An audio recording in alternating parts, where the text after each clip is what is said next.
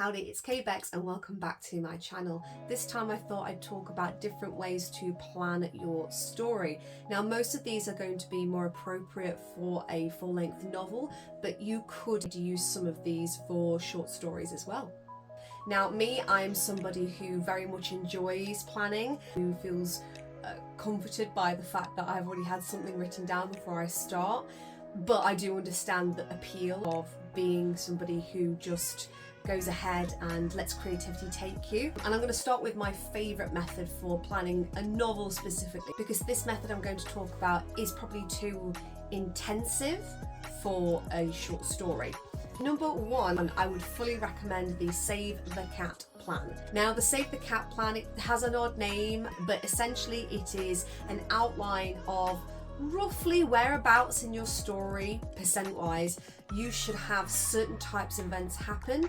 I'm not going to go through every step with you. You can look online, there's loads of information on it. It will start out with, setup, like most stories will, and it'll move on to finding things out about the character, and most of this is going to be within the first sort of 20%. Then the next thing it moves on to is, as usual, some sort of inciting incident. It goes through all the steps. It does give you a generic, at this point there might be a crisis for your character, or at this point there might be like a subplot that's popped up in your story, and I find that it really does help guide me. Secondly, we have the lie versus the realization. I think this works really well in tandem with the Save the Cat plan. So the idea is that before you even write a plan of any kind, you have to figure out what your character's lie is.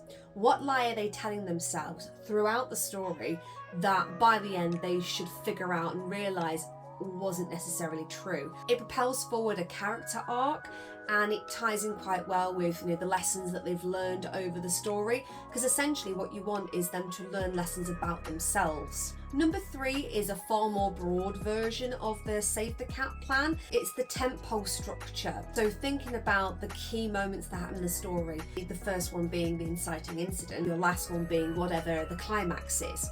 But in between, what other key points is entirely up to you. It's far more broad than the Save the Cat plan because there's so few story beats compared to Save the Cat. But I think it will probably suit those people who are a bit more comfortable with, the kind of pantser approach and being a little bit more creative and letting your characters kind of take you off on a random journey in between those kind of tentpole key moments. So for number four, there is the classic structure kind of based on Todorov's narrative.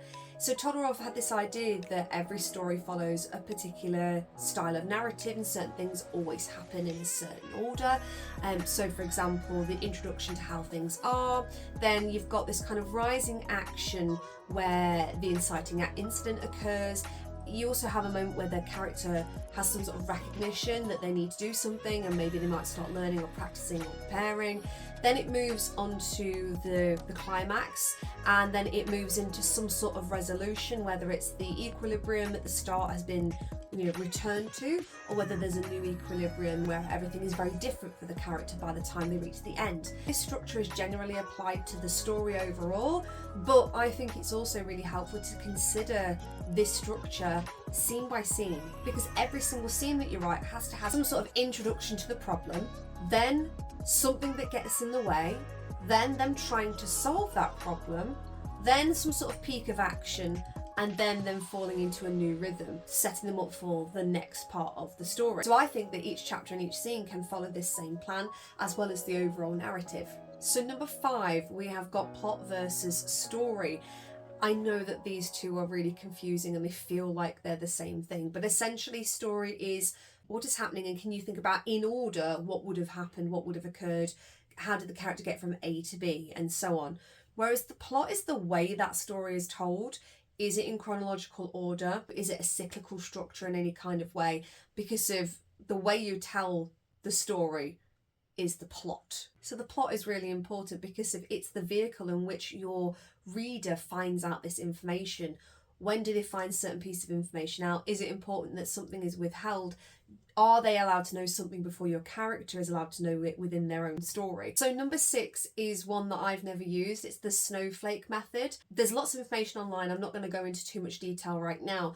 So essentially the Snowflake method requires you to do things bit by bit and build upon it. So you start off with a sentence summary, then you move into a paragraph summary. You might then start expanding each sentence on the paragraph summary to then start working towards a 4-page summary.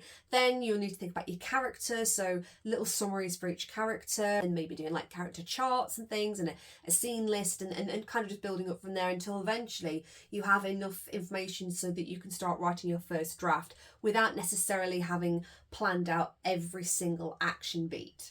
For the Snowflake method, I would recommend looking online for more information, because just like the Save the Cat plan, it does seem to be a little bit more involved than the other steps, and you probably want to look up extra details before trying it out.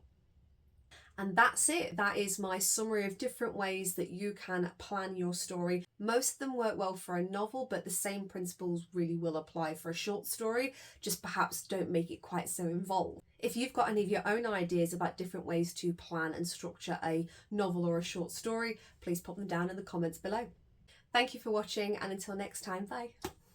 Don't forget to like, share and subscribe. Click on the links below to follow my socials or go to my website. The Snowflake method by a certain percentage of the